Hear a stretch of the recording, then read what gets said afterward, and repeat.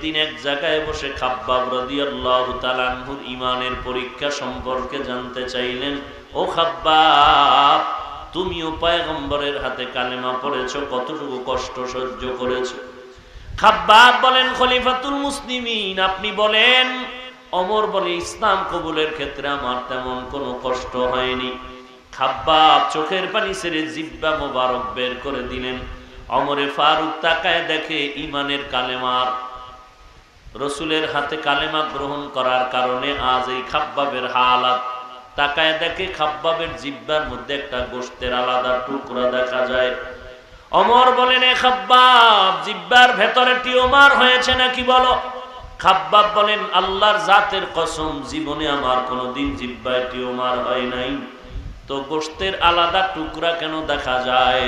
খাব্বাব কান্না করে বলেন, ও খলিফাতুল মুসলিমিন ওমর, আল্লাহর নবীর হাতে ঈমানের কালেমা পড়ার কারণে আমার বংশের বেঈমানেরা হাতে পায়ে রশি লাগায়া পাহাড়ের মধ্যে নিয়ে পাহাড়ের গাছের তাজা কাটা বের করে আমার জিহ্বার ভেতরে ঢুকিয়েছে আর বের করেছে, আর বলেছে, রে খাব্বাব, কালেমা ভুলবি কিনা বল।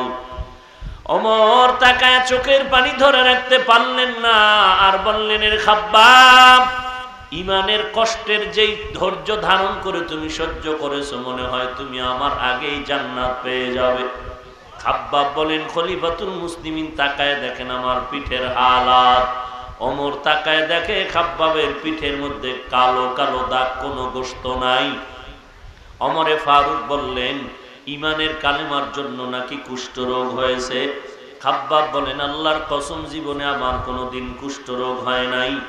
ঈমানের কালেমা গ্রহণ করার কারণেই বেঈমানের দল আগুনের জ্বলন্ত কয়লা সাজাইয়া আমি খাব্বাবকে খালি গা পোশাক খুলে আগুনের উপর আমি খাব্বাবরে চিৎভাবে শোয়াইয়া বুকের উপরে পাড়া দিয়া হাতের লাঠি দিয়া বেত্রাঘাত করেছে, আর বলেছে, খাব্বাব, কালেমা ভুলবি কিনা বল। এত কষ্টের মধ্যে আমি নিজ